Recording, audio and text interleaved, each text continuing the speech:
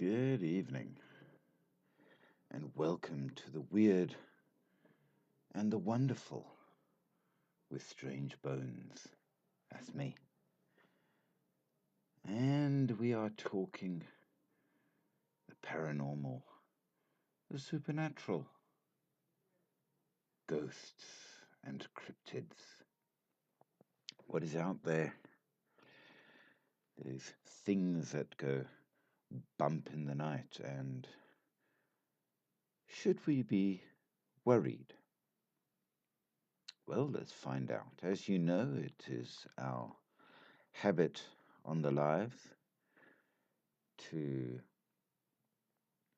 go around the world and look at different cultures and different countries and see if there are any things that are perhaps in common with what is out there. And in the ones that we have done thus far, we have found several things of interest that may or may not be out there to consider. And in doing so, we have encountered a number of interesting questions as well. And as we progress,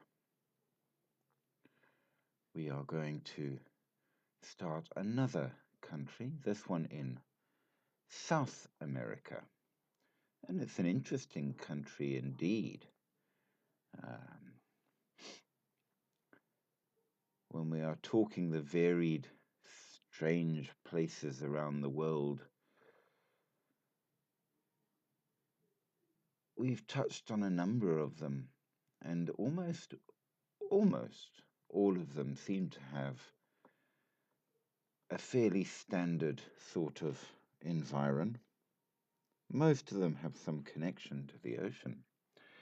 But we are talking today about Bolivia.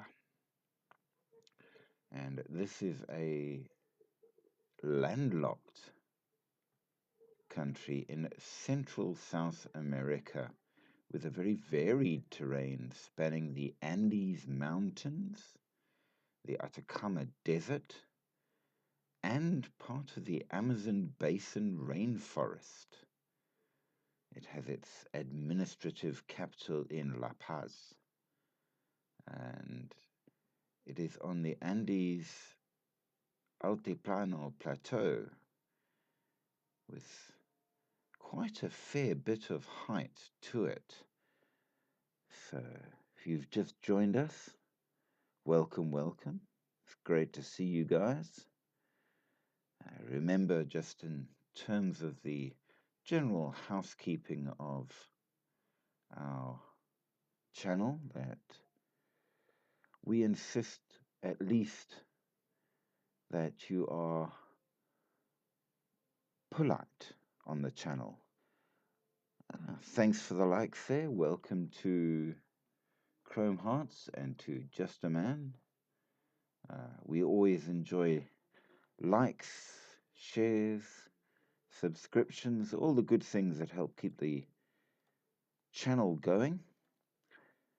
So as I say, we insist on a little bit of politeness at least, but that said, we don't expect you to agree or disagree. You may have whatever opinion you like as long as you are nice about it. And we welcome plenty of comments and opinions on what is said, whether we think it is something that is true or possibly nothing more than just a bit of rubbish. Now, the official languages are Spanish, Mure, Puquina, and Paraguayan Guarani, which is an interesting thing. It's a very, very high country in quite a lot of it. And what makes it really interesting is apparently if you're not used to such heights, just visiting can be difficult. You have to acclimatize a fair bit. So I think it will be an interesting country to see. In terms of religion, it is very Christian and almost entirely Catholic, um, which is interesting. And we mention that because it may have effect, if you will, on the beliefs, etc. Excuse me, I appear to have something in my eye. There we go. So I think it will be an interesting one to have a look at. But what can we say? Well, as we progress with things, we will follow our usual route and start with um, the ghosts.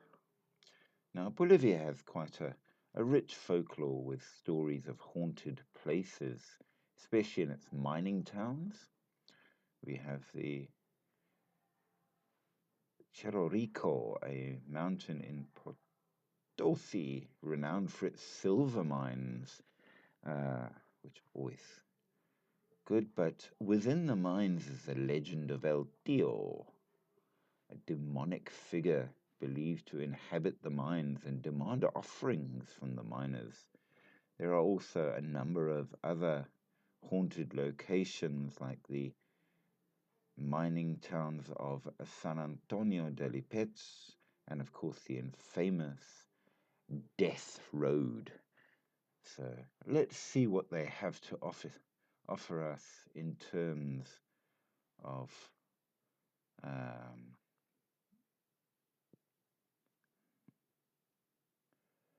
that kind of strangeness.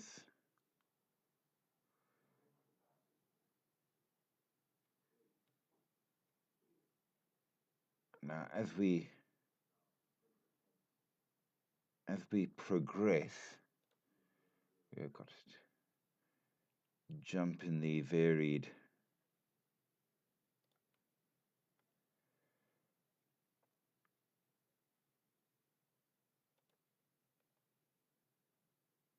there we go. We have loaded up. Awesome. Got my notes ready so that we can start this properly. And we shall begin with the Devil's Mine. I rather like that. So, Ito, welcome, welcome. So the Devil's Mine is in the silver mine of Cerro Rico, which is quite high up and difficult to get to. They say it's not an easy place to get, but the story goes back. So high in the Bolivian Andes, where the air is thin and very cold, they have the tale of money, greed, and death. Hey Lily, welcome, welcome. Thanks for the likes, always appreciated.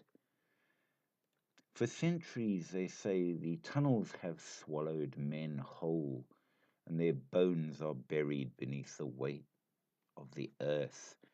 Way, way back in the day when the Spanish actually ruled a lot of South America, um, they were there for the silver, and that was just the beginning. So we're talking a few hundred years of getting at the silver in these mines. But along with the silver that was so important is the legend of El Tío. Now, in Spanish, El Tío means the uncle. So, So, one of the best stories is the story of Mateo Ayala, a miner whose descent into the heart of Cerro Rico would change him forever.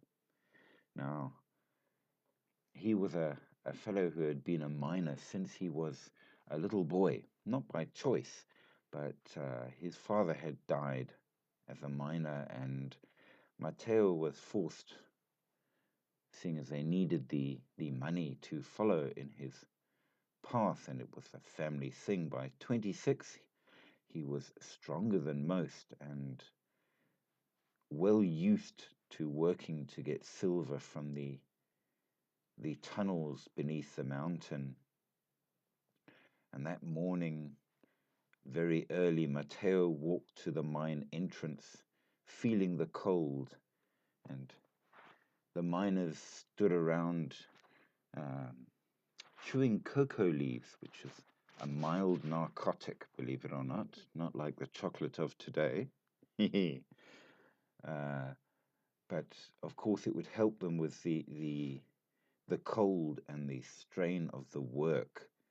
Um, and of course, old Don Esteban was there, and he says to the miners, "Did you make an offering?" And of course, Matteo was one of them, and he would have done exactly that. The tradition to to keep alive in the darkness, because El Tío is always watching. Of course, mining in those days was not exactly in lines with the health and safety regs, full of dust, darkness, and a great deal of hard work that absolutely could kill you. And according to the tale, as they worked in the mine, there was a whisper, almost as if just hearing the wind, but there is no wind in the mines. And Matteo says to Don Esteban, "Do you hear that?" And Esteban just says, "Ignore it." And they keep working as though nothing happened. But the whispers get louder. They get louder. Well, that night he goes on home, and as he's lying asleep in his bed, he dreams of the tunnels. And in his dreams he sees El Tío grinning on his throne of bones. And he says to Matteo, "You owe me." But he wakes, of course. And he goes on out to work again the next day, as he must, every day. And as he's working, and he's got his pick and he's chopping at the rock, it begins to bleed. And he steps back and he says to Don Esteban, "What's happening?" And Don Esteban says to him, "Don't touch it. Don't speak. Don't say anything." And at that moment, there's a cave-in. And when the dust settles, he's sealed inside, alone. He can see nobody else, and all he can hear is this low, mocking laughter. And there is El Tío, and he says, "You are mine now." But there he is, stuck, waiting in the dark, knowing that there's this demon, El Tío, waiting. Maybe it's in his mind, maybe it isn't. And the demon says, "Your father did not die in an accident. He made a deal, and now, so will you." But then suddenly he hears voices, human voices. And the miners break through and drag him out. Matteo never ever speaks again of what happens. He leaves the mine, he leaves his home, and he never goes back. But somehow Mateo knows his soul is left in the mine. So what is El Tío? Well, according to the stories, he is the spirit in the mines, a devil perhaps of some kind, maybe a haunting of those miners that died there over the years.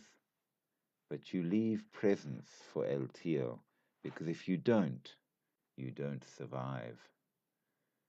And this is the way it goes. And of course, this has had all kinds of effect on miners, because the stories are well known. And in fact, in El Alto, one of the miners has covered his home with sculptures of this longhorn devil. And people whisper about the house. It's a typical adobe brick house, very high up, belonging to a fellow by the name of David Chokwe, who hired an artist to create the devils from cement and wood and put them on to remind people. He claims just for the sake of the look and the tourist, and to remind people of the mines and the stories. But locals believe maybe it might be something different. The neighbors say that the devils on his house, they scared of it, because they say maybe there is something more. But you see these same sculptures appear on little altars at the mines, where cocoa leaves and alcohol are left to this day, because nobody can forget about El Tío.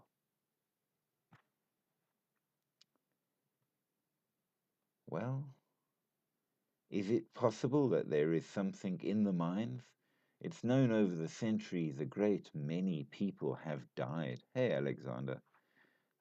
In the mines, a lot of people died trying to extract the silver, and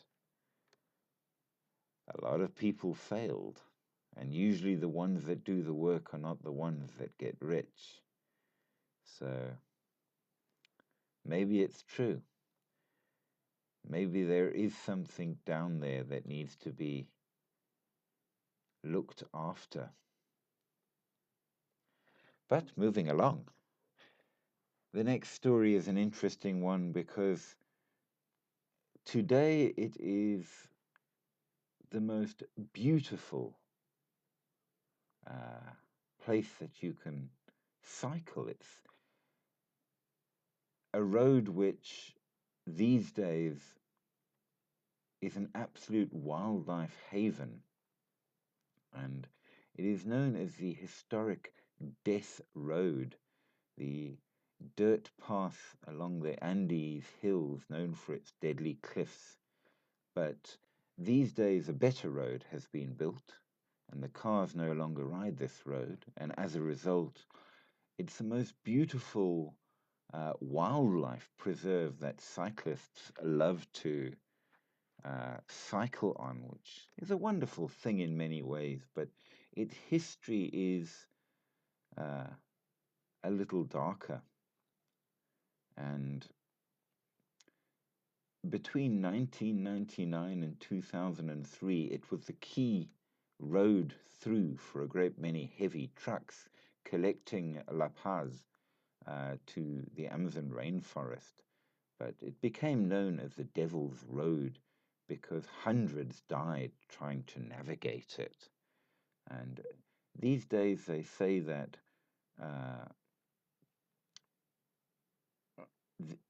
it is one of those places that during the day is gorgeous. The kind of place where you can cycle through the low clouds that the mountains tower up through, and they have seen hundreds and hundreds of species of animals and birds that people just didn't know about. Gorgeous, but the road is dotted with crosses of all of those that died in the past. And they say that you want to be careful after dark because it's not the animals that you will see. There are older things that should have passed on and didn't. And you may very well see them somewhere lost, haunting the mountains in the dark.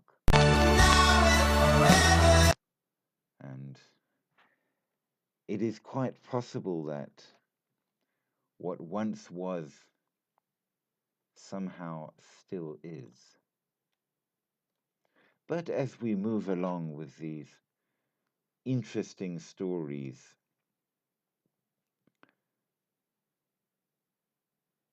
we see that ghosts are something to be whispered about, that to speak of them is something that quite possibly will call them onto you. O'Neill Naidu, welcome, welcome, and much thanks for the likes. Always appreciated. So, because of the harshness of the terrain, of the work,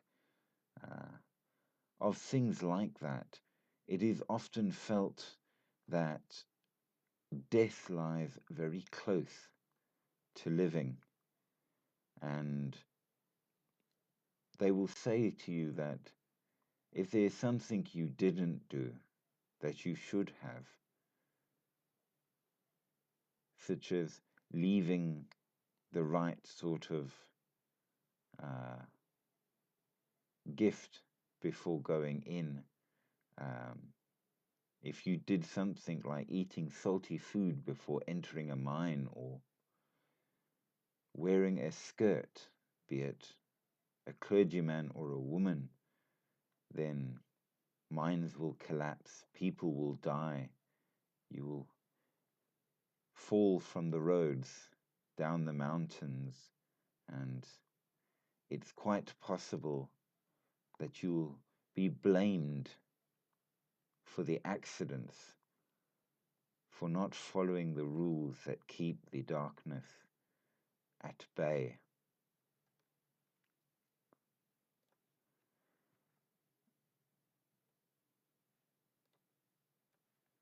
What do you think? Is it likely? Is it possible? Well, Bolivia is an interesting country. So what other places do we have? El Hotel de Sal, which is found in Uyuni, constructed solely from blocks of salt. Now, there's a hotel to visit. I've never heard of a hotel made of salt. Of ice once, yes, but salt? So, it is said that the hotel is haunted by the spirits of the miners who once mined the salt used in its construction. Many guests have reported strange apparitions and unsettling sensations and the feeling of being watched during their stay. Now, you've got to admit, just the idea of a hotel made of salt is an interesting one. And one might say that almost strange that it could be haunted, because so many different countries and cultures say that the use of salt will get rid of the paranormal or supernatural. but perhaps it has to be the right kind of salt, because this entire hotel made of salt doesn't keep away the dead. They say there are places within where suddenly there are cold spots for no reason. They say that you can hear whispers in the rooms, and sometimes the vague outlines of people walking around when there is nobody there at all. Solo James, hey, hey, hey, welcome, welcome. And to Flawless and Trey and Smelly Brit, welcome, welcome. And Ek39, good to have you here. So, yeah, the next interesting one is called the Witches Market. Now, I'm going to throw it out there and say that as a South African, I always find this a slightly strange thing to be considered as supernatural, perhaps. It certainly hints at belief in it. But then in this country, of course, you can find shops selling such things all the time and all over the place. So to me, it's nothing unusual, perhaps. Um, but the Witches Market in La Paz, which is right in the middle of the city, it is a very unique market where the old traditions are kept alive, and you can buy medicinal herbs and talismans to ward off evil. The place is filled with the scent of incense and whispers of the past, and there are all kinds of amazing things to be bought there. But I wouldn't consider this to be in any way unusual myself. I don't know. How do you guys feel? Can you buy such things openly where you live? Do let me know. I would be most interested indeed.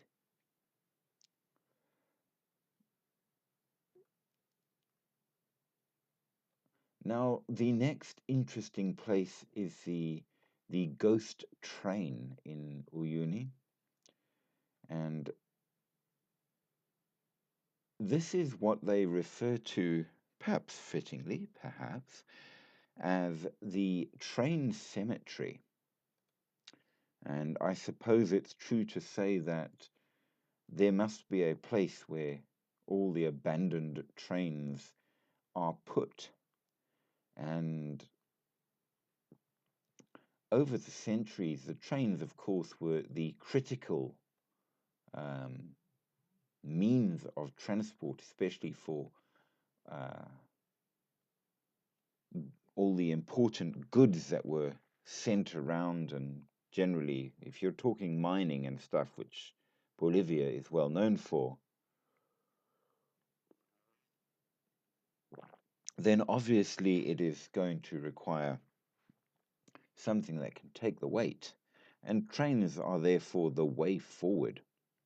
But as life moves on, they become abandoned. But in the past, of course, there were those that died both in setting up the railway lines and in running them. And they say that at night the rusting locomotives and decaying carriages of the train cemetery come alive again with ghostly apparitions. Witnesses that have visited report seeing spectral figures aimlessly wandering through the carriages as if searching for their final destination or reliving their last journey. Do I know the Richardson theory? I do not. Tell us about that. I would be most interested. And you can do it over comment if you wish, or if you would like, I can put you on live for a bit. I would be very interested to hear about this theory. So yeah, tell us more, tell us more. Which would you prefer?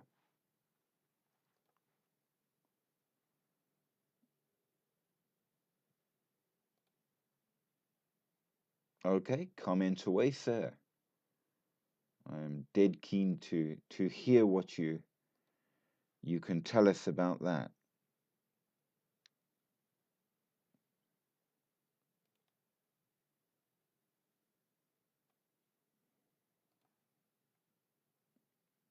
So KLPA 100 is going to share with us a comment on the Richardson theory, and we shall see how it fits across to the ghosts and supernatural that we are discussing, and see if we can learn more through it. Sounds very interesting. I do like a good theory.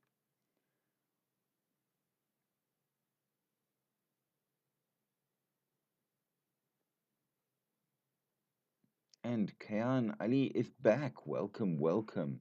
Always good to have you on board, sir.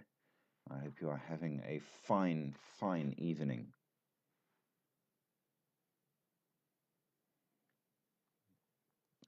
Glad you're able to be with us for a bit. So, today, for those of you who have just joined, while we're waiting for the comment from KLP 100, I'm going to tell everybody we are doing our live on the supernatural and paranormal, the ghosts and cryptids from around the world, and in particular,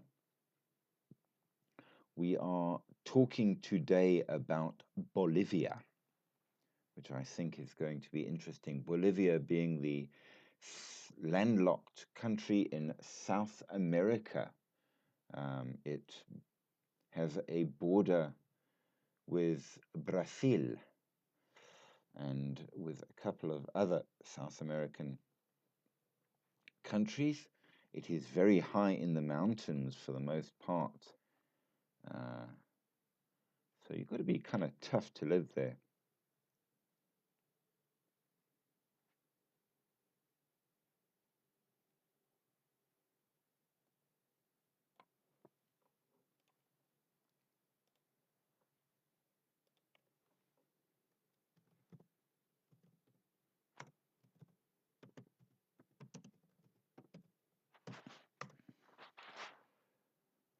Thank you for the likes. Well, I don't know what happened to our good buddy there, but the Richarlison theory. Let us talk about what it is and what it means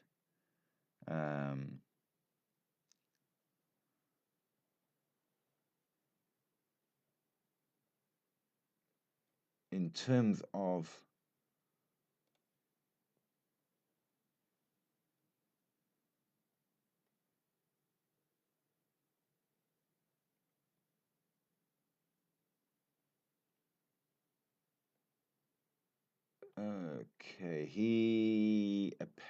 okay, so Richarlison de Andrade, a Brazilian Portuguese professional footballer.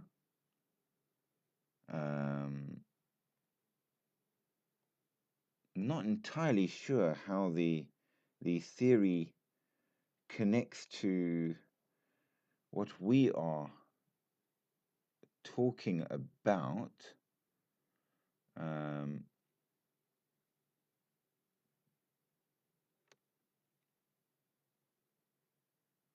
But it does indeed appear to have something connected. So according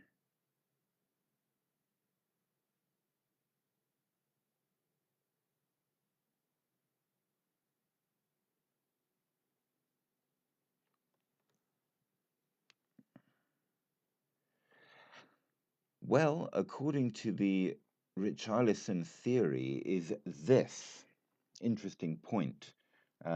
According to what they say, is that he is a professional footballer and he put a voodoo curse on one of the other teams after they beat um,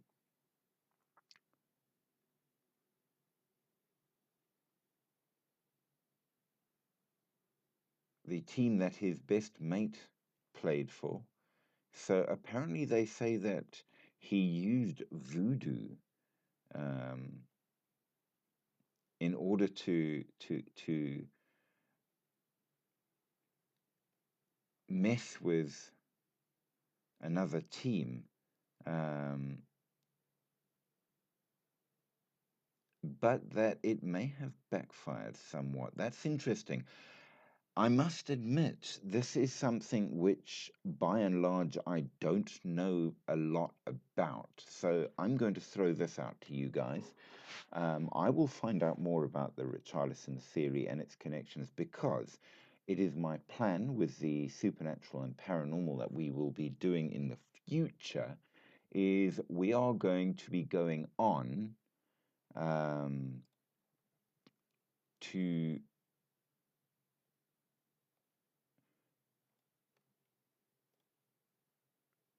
cover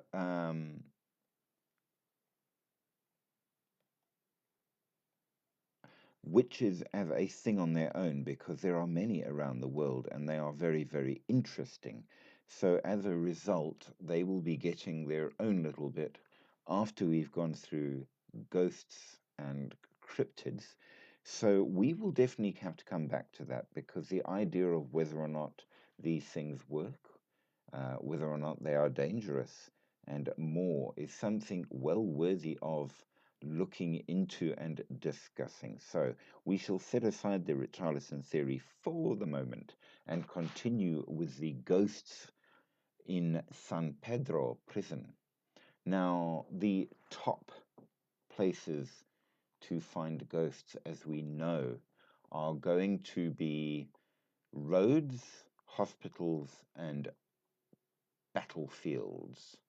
But I would say coming in at a very hard close on the fourth is going to be a prison because by and large, there's a lot of anger and violence in prisons, and we know that in many of them, people absolutely do die a great deal. And of course, for ghosts, you have to get quite a lot of dead people. And yes, Kayan, you are quite right. It is a meme, but it's one which at least will lead to some interesting discussion in the future. So we will come back to it. But yeah, um, the prison in uh, La Paz is got a certain degree of notoriety for extremely harsh conditions, uh, subjecting its inmates to an environment that is both physically and mentally very, very hard. And it is said that quite a few people have died within its walls. And as a result, it is haunted by the restless spirits of its former inmates. Um, they say that there is absolutely a number of weird sounds, places where you feel you are watched, where you can hear footsteps when there is nobody there. And of course, there are one or two cells that even the prisoners say you don't want to have to be in because you will not be alone. There are rumors, very hard to substantiate given that it is a prison after all, where but people say at least there are places where things move of their own accord, and you can hear the moans and whimpering of those who died and went mad within the walls. So, yeah, very much within line with the ghosts we have discovered thus far, and absolutely the sort of place where you would expect such things. Now, a very interesting one is the Casa de Libertad, the House of Liberty. It's an interesting name for a haunted place, and it is in Sucre. and it is considered to be the cradle of Bolivia's independence, an iconic and very historic building that holds a lot of reverence for the people of Sucre and beyond. But it also has tales of the supernatural and something that gives a certain amount of credence to it is it's not only the locals that will tell this. Um, Lebza, much thanks for the likes. I do appreciate very greatly. Um, they say that visitors also say that they have encountered the ghosts um, within the halls, revolutionaries that now, of course, are long dead, but still there. And it seems that uh, revolution is something that brings such emotion and passion that there is a really good chance that those who died there never left. So again, yes, it fits with the paradigm that we know for what makes ghosts happen, and absolutely um, falls in line with what we understand is expected of a ghost. So another interesting place, and I must admit, uh, I think it is a very beautiful, if quite typical, Spanish designed place, and quite fitting. The next interesting place is the Madidi National Park, and that's an interesting uh, place to have any kind of paranormal in many ways. But according to the legends, they say there is an ancient spirit that is the guardian of the park, and it particularly enjoys terrifying um, anyone foolish enough to go into it after dark. Now, in the past, of course, we've had a very interesting question that was raised, and this is one I would also like an answer to because we have never had a definitive answer. Why do you get hauntings after dark? Why do you not get them during the day? Surely, if a ghost is haunting, they will haunt all the time. But we don't know for sure. We do know, however, that in this specific case, it is supposed to be a spirit rather than a ghost, and it is considered in some way a sacred location, and therefore the spirit protects the area. Um, hmm? Now, another interesting spot, of course, is Tiwanaku. Um, before really anybody came to South America, of course, uh,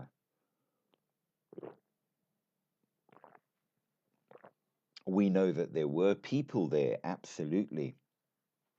So there is no doubt in my mind that all that they did in the past would have effect on the present as well. And the ruins of Tiwanaku are absolutely pre-Columbian, um, and I don't know if they count as Olmec, Aztec, or Mayan. Certainly, in that line, they seem to have a rather Aztec type look to them. So, and as we know, many of those early South American uh, peoples absolutely did go in for human sacrifice in a quite hardcore manner. So, if you want ghosts, that's how you get ghosts. Um, at at a time, this was a major city, uh, well before and vanished well before many came. uh, to form the modern people of South America. And the spirits of the people that once inhabited this place are said still to be there, that they are in fact the remnants of a long lost civilization that still watch over their land. And many people say that they have seen strange apparitions around these ruins that absolutely uh, are not people from today at all. And I think that, yep, that would fit. I think in South America, when it comes to the paranormal and supernatural, it is the earlier civilizations that you will see a great many of the ghosts of, in many, many ways.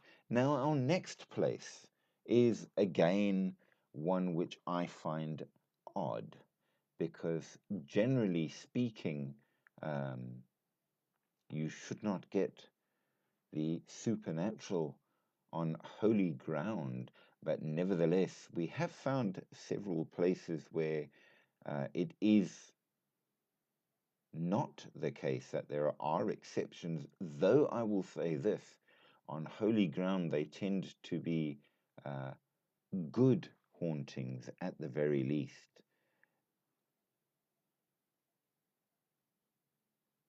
Hi there to Love EDTS Zero, and welcome to Pete and all of you others who have just joined us.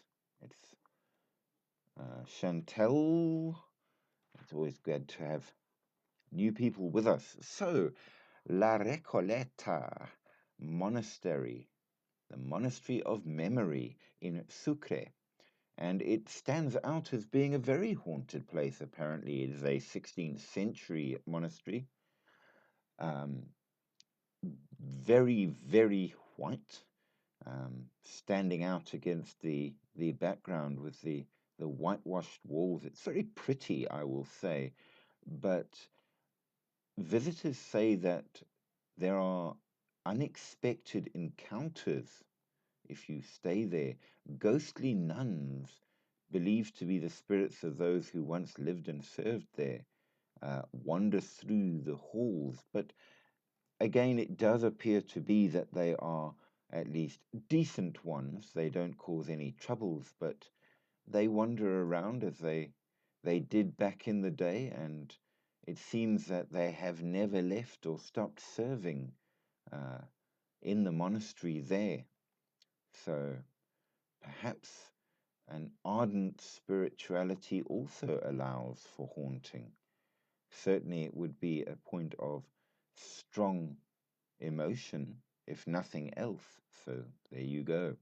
Now, our next one is one that we are learning. It comes in at least number 5 of top places to find ghosts, and that is a museum. Why? Because it seems that ghosts need some kind of an anchor. And that's an interesting point. They are either linked to a place or to a thing, or on some occasions, a person. But a museum, of course, are fine places to get ghosts, as we are discovering, because you are bringing in ancient artifacts of all kinds and gathering them all together. So, yeah, the Calajan Museum in La Paz. So, right in the middle of the city, this historic street, known for its rich cultural heritage, is a place with several museums, each telling a different part of Bolivia's story. And as such, it is a hotspot for paranormal activity. Calajan takes on a specially mysterious aura not only during the day but after dark. There you go again. As they say that some of the artifacts within the museums even come to life at night.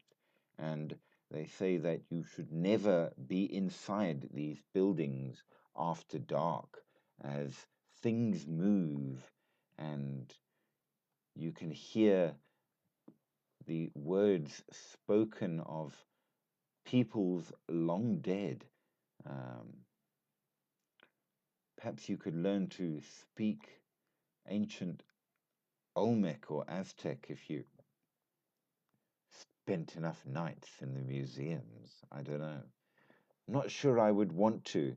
I don't know how you guys feel. Do you have any particular preference on how you like your ghosts uh, served?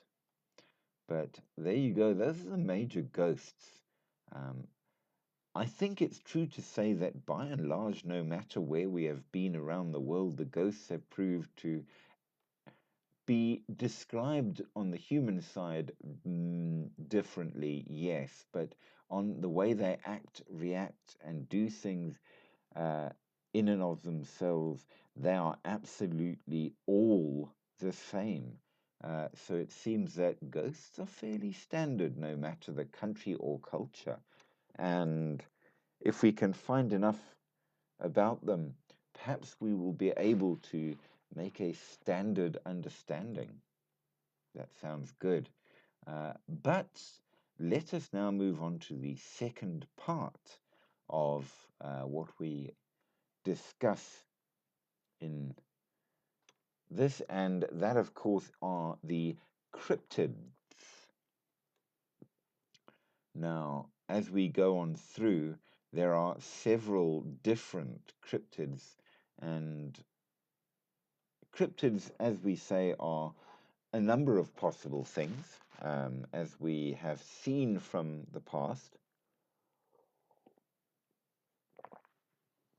What first defines a cryptid is that it is believed in by a lot of people, but there is no scientific proof of its existence. They range, of course, from very real creatures which are now basically considered extinct, but occasionally do pop up again.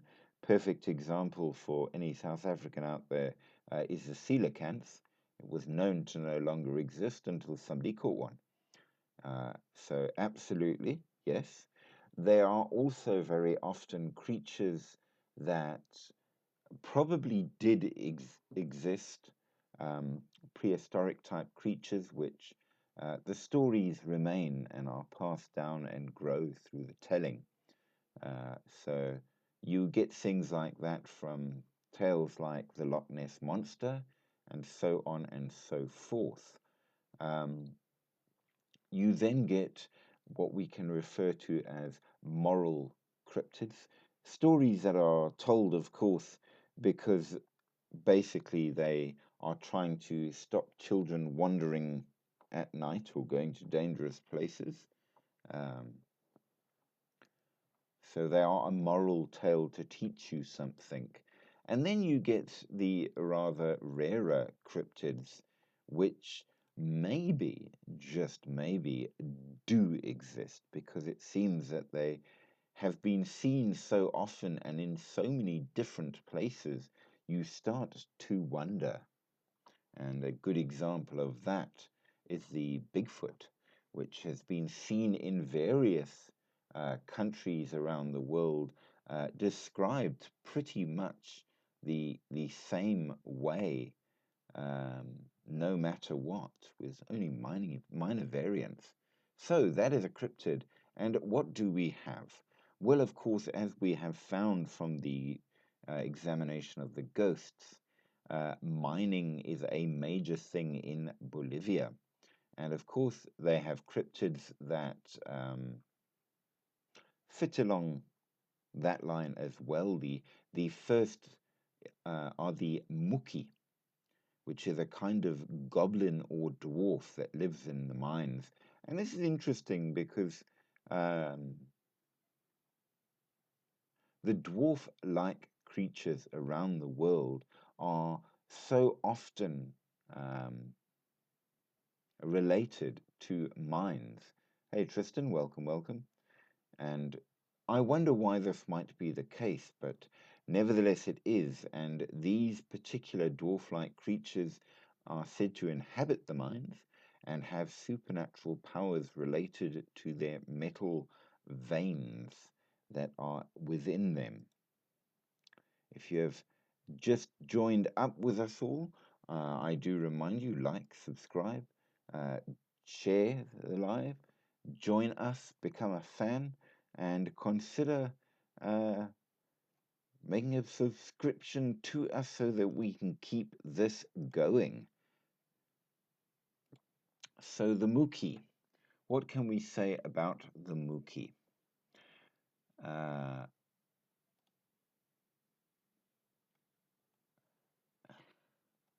The word that used to refer to them is from the Quechua language, one of the many, Muki or Muki. It's also the word for asphyxia, which therefore might give you a clue as to what kind of cryptid this is. They are known to be miners and they are constrained to underground spaces. They cannot come out. So despite this, that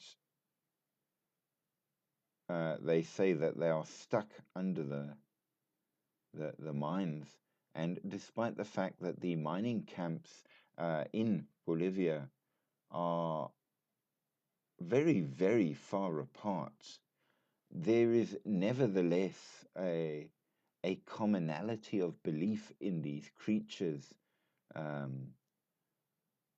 throughout, and not just Bolivia,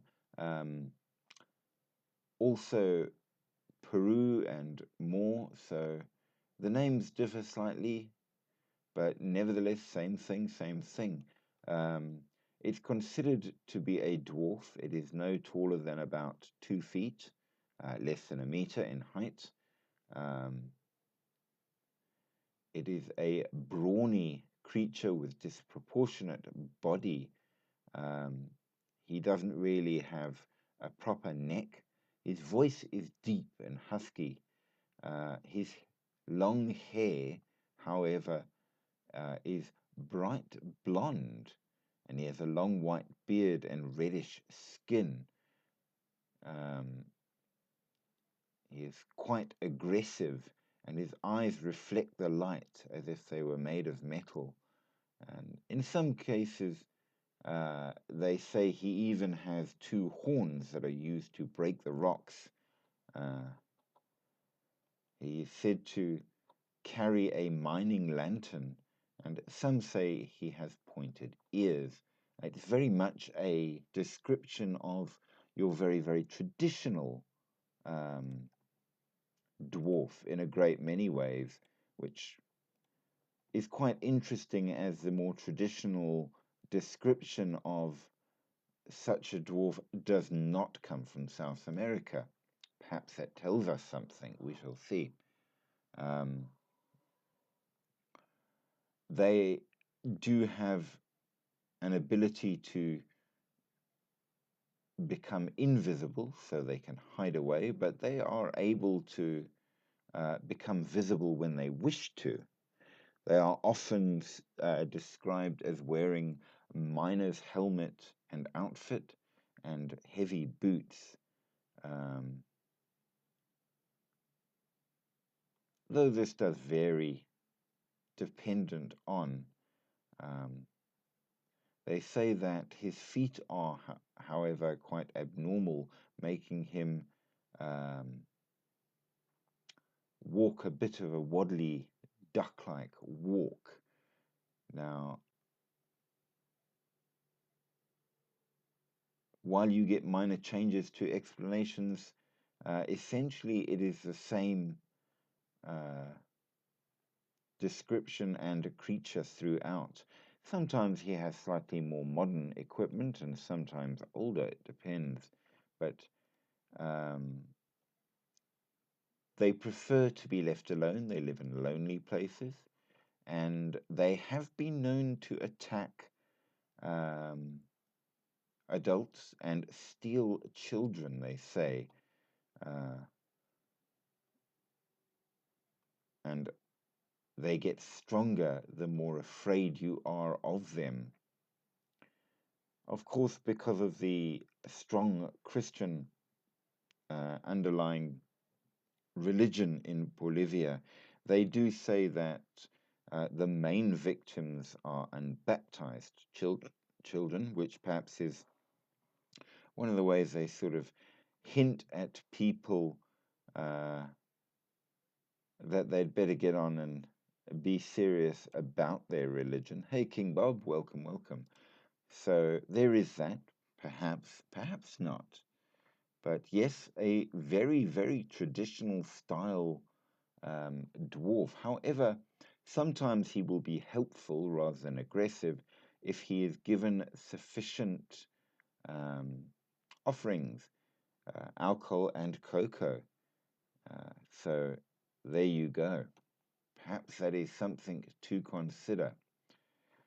The next interesting one is the pistaco. And what is a pistaco? King Bob, you're so lost. Well, we are talking about the supernatural and paranormal. And what we do is we go around to different countries around the world and different cultures, and we talk about the beliefs in both ghosts and cryptids to see if we can find any interesting commonalities or stories and more. And the idea is partly just to learn a little bit more about the beliefs around the world, which is fun, but also to see if there may be anything out there that we really do think might be of, in some level, something real or not. We shall see. So it's an interesting sort of a story. Now, this next one, this Pistaco, uh, literally translates as cutthroat or slaughterer. So I do not think we have a nice creature for our next one at all. Much thanks for the comments and the likes. That is very kind of you, sir. We rely, as we know, on our likes, subscriptions, and gifts and all of that to keep this channel going. So it is always greatly appreciated. So the Pistaco is an attacker that targets especially indigenous victims for some reason to extract human fat. Now, why? He is often described as being a white male, a mestizo, armed with a long knife with which he beheads and disembowels or dismembers his victims, killing them. That sounds absolutely frightening, of course. Sometimes he leaves no visible wound on the victim, but will cause some kind of a fatal condition that after a few days the victim dies. And some say that he uses magic powder in order to incapacitate and kill his victor.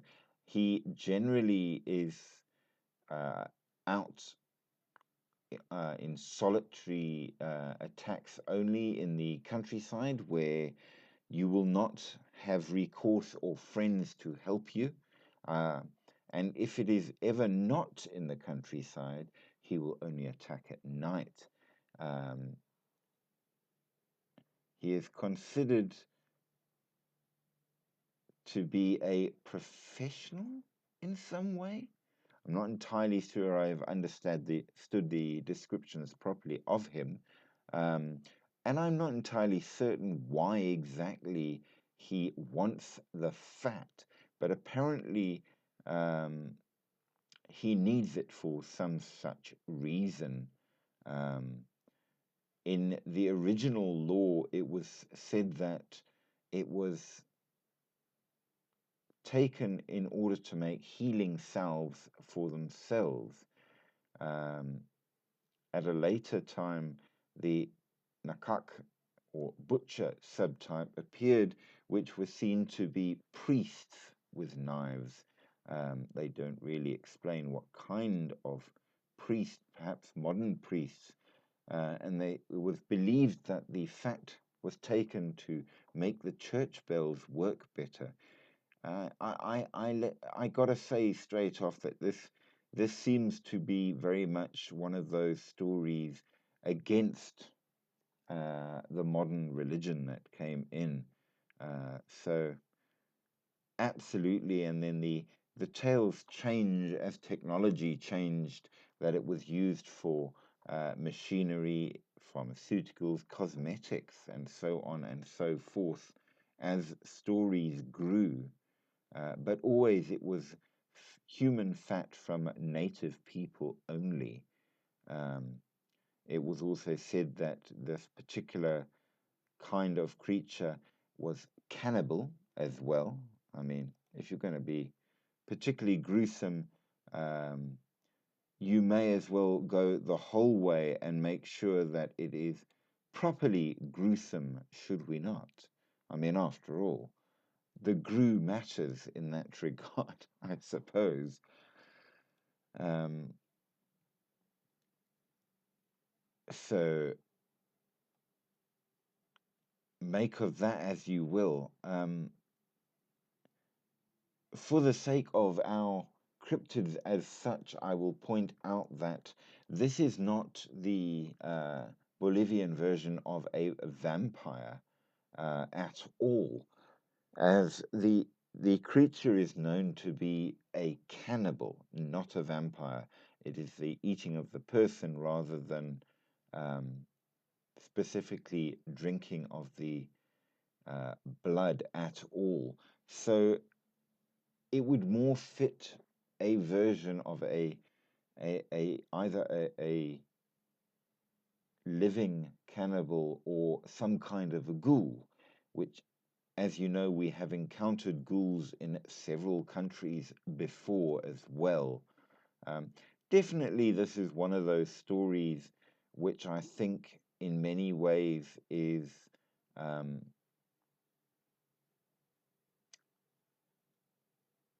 a revolutionary type story against those people that came and settled there, so a sort of white bogeyman in that regard.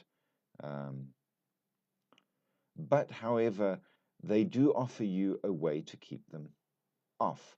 The red and black Wairuru beans, can be made into amulets to ward against them. Um, But if you have already been attacked by such a creature, the only way to get rid of them is you have to find and kill the original creature, and then you will no longer um, be harmed if they are using their non-direct means of killing you. I suppose if they attack you with a knife and chop you up, then there's not much you can do to ward them off. Fair enough. So, yep, there is that creature. Now, our next one on the list of strange and interesting cryptids is the Lake Titicaca monster. And this has been reported from both Bolivia and Peru, and it is regarded as a freshwater monster. It was um, described by both Native Americans and European settlers from as far back as 1910, which is reasonably far back in terms of record keeping. Um, it was said to be about 12 feet long, with a bear like head and a moderate tuft of hair uh, on its head, and short and smooth coffee like brown hair covering its body. It's amphibious and generally seen alone it has also been seen in groups sunning themselves on beaches, much like your sort of mermaid effect. And many of the places where it's particularly been seen are Tiquina, Copacabana, Santiago Huata, and in fact, there are those who claim to have owned teeth and more from this particular creature. And they think actually this is one of those cryptids that fit to the style of something that absolutely is very real. It may have grown in size somewhat with the tellings, but it is known that there are manatee, freshwater manatee, in Lake Titicaca. And this might be exactly what we are talking about. So, yes, some cryptids really are real. It's an interesting one. However, that is not all. The next one that we are going to talk about, which is also suitably Bolivian, comes from the montane forests in the Amazon. It is called the Jucucu. It's sometimes speculated that it might be a kind of giant ground sloth, and there are such creatures around as well. It is known as being bipedal, however. It might be something like a primate, or possibly even the spectacled bear described badly. So, what exactly could it be? The answer to that, of course, is that it does very much also fit to the story of Bigfoot. And I mean, let's face it, if you want to live safely away from people, the Amazon jungle is a fine spot to get lost. Hey there to Capybara. Welcome, welcome. And of course, Meilung and Ziggy Donut. Welcome, welcome, welcome. So, yes, there is a version of, or a possible of, Bolivian Bigfoot. Yet again, we are encountering the creature. But of course, as with all such creatures, it hides away where you can't find it. So, hide and seek champion of the world, perhaps? The next one is a rather interesting one, and I don't know what exactly we can say about it quite. It's the Minhosao,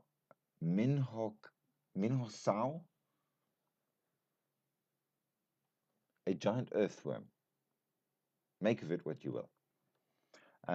It is described as a subterranean serpentine creature with hard black scales and possibly horns that causes much destruction by its tunneling. There have been no further recorded sightings since the 19th century, and people say that if it ever did exist, it is now extinct. Can we say more about it? Well, it is huge or gigantic. It may be as much as 150 feet long, which, yep, that's gigantic, and 15 inches wide. But different people have given different lengths and thicknesses dependent, ranging from 3 inches thick and not very long, or 82 inches long.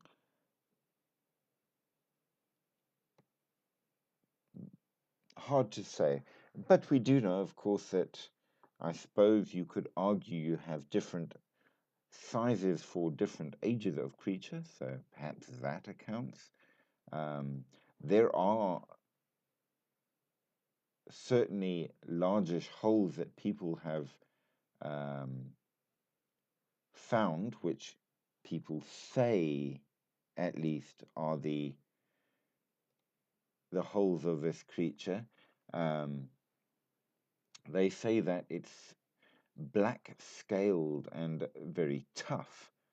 Um, that the horns are not horns like hard like a cow's, but rather are movable like a snail's, allowing it to look around or at least sense via them. Um, it prefers to be underground and not come up too much, but it is able to damage the landscape, changing the course of rivers, turning dry land into marshes and more by its digging.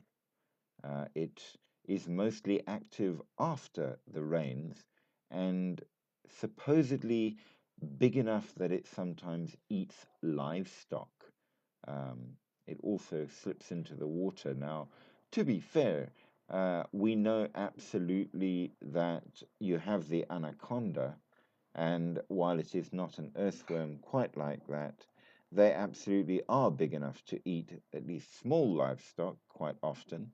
And that is big enough and snake enough for me.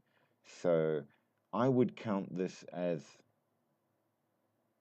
a cryptid that probably has grown in its stories, but nevertheless is a real thing, just not quite what the story says. So, yeah, make of that one what you will. We, of course, also have, amongst other things, a number of other creatures which, by and large, are the big versions of things that absolutely do exist. You have a giant caiman, and of course, we know there are plenty of caiman there. There are Nessie-like creatures uh, in the Amazon basin that Bolivia is connected to, which you had dinosaurs like that in the area prior to. So, absolutely something that could have been, no problem with that at all. Um, there are a number of cryptids that are actually a form of dog-like cat, the size of a foxhound, which is one of those cryptids that falls into the yes, it really did exist, but it's extinct now. But we have a giant Amazon forest, and maybe there are places where it still does exist. But it's not a supernatural one, and therefore not of interest to us. You also have El Jishi. What is El Jishi? El Jishi is a creature that is a large dragon-like creature said to live in the waterways, and this, by and large, is your water snake variant that we've seen in quite a lot of different places um, around the world. There is absolutely no lack of stories about these kinds of creatures all over the world. Hi there, Moons. Um, so to find yet another one is not surprising. What is interesting, however, which I rather find quite nice, is that this particular dragon-like creature is not dragon-like in the way the Western dragons are depicted, but far more like the way that the Chinese dragons are depicted. So perhaps there are indeed um, different varieties of dragon, and the ones in South America are like the ones in Asia. Perhaps. Um, How real are these likely to be? Well, there have been plenty of stories where people say they have seen them, but it seems nothing has come out that can be proved. So, alas, unlike many of the more serious um, cryptids like the Bigfoot and such, I think this one is far more likely to have its origins in stories. And there you have the major cryptids. Now, in our rounding up of, as it were, we will absolutely say that the ghosts fulfilled exactly um, what we expected. They fit to the standards. But we are, of course, left with a number of questions in terms of ghosts that as yet nobody has been able to answer, except for one. The first point, as it were, is that ghosts have ranks or strengths, if you will. They vary in accordance to what they can do or be, uh, dependent on how strong the ghosts are. Hi there, welcome, welcome. How are you?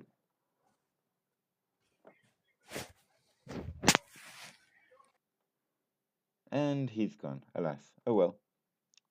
We had a very brief joining on the live for a couple of seconds, but nevertheless, he was welcome while he was here. So we know that the ghosts vary in their strengths. There are certain ghosts that seems can't do much of anything at all, and there are ghosts that seem to be able to do quite a lot, move things and more, which is quite cool. Hey there to F. Um, so, dependent on the lowest grade, we seem to have some answers on because, as we know, um, for whatever reason, cold spots accompany the supernatural, particularly ghosts.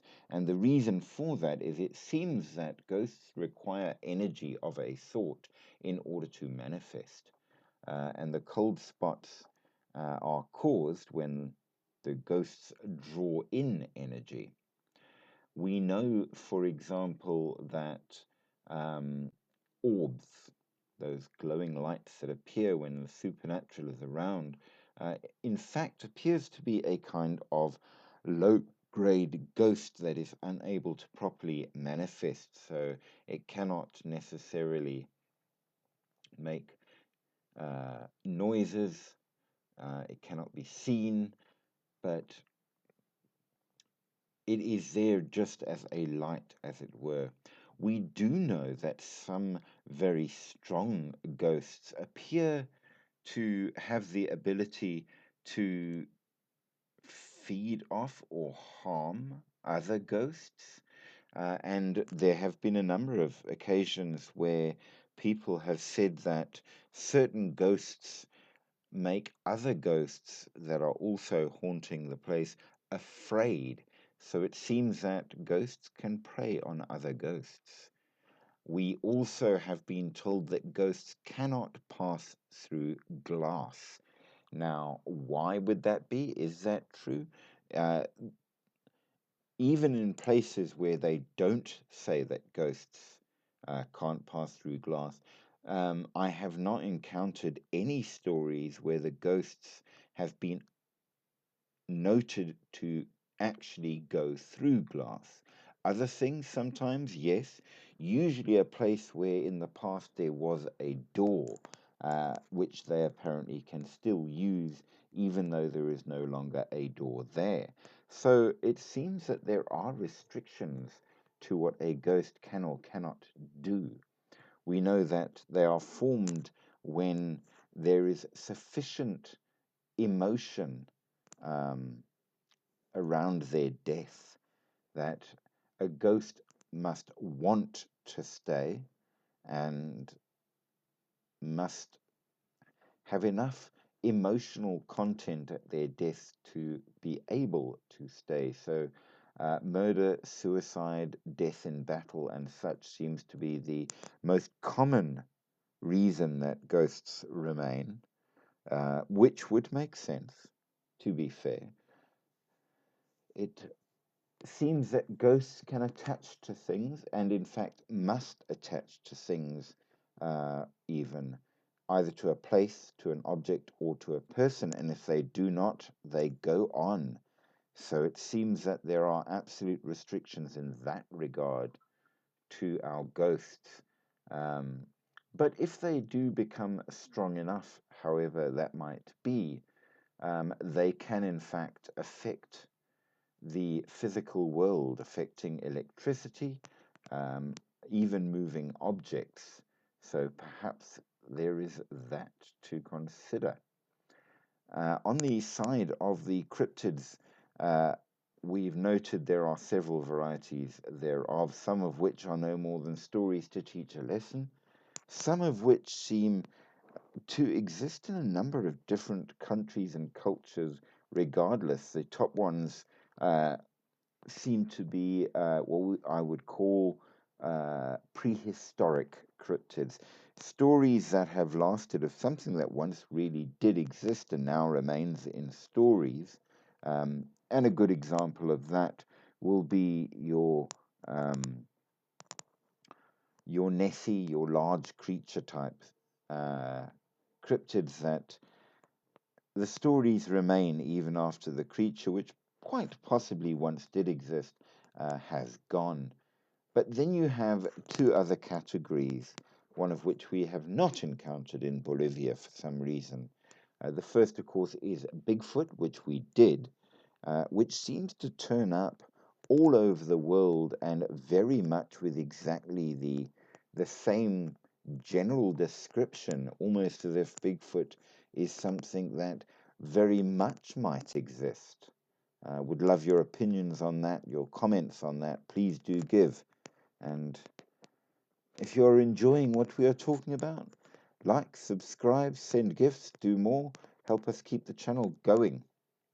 But as we are progressing, the second one, which I was kind of hoping we might see again, we have seen in a great many cultures and countries around the world, and that, of course, is our third category of thing, which isn't a spirit, isn't a ghost exactly, um, and that is the jinn, which we have taken to calling the jinn because that is the best description that we initially got, and it comes from the Muslim traditions, but we have encountered the same thing in a number of places that are in no way at all connected with Islam. So it seems that the same stories are told just with different names.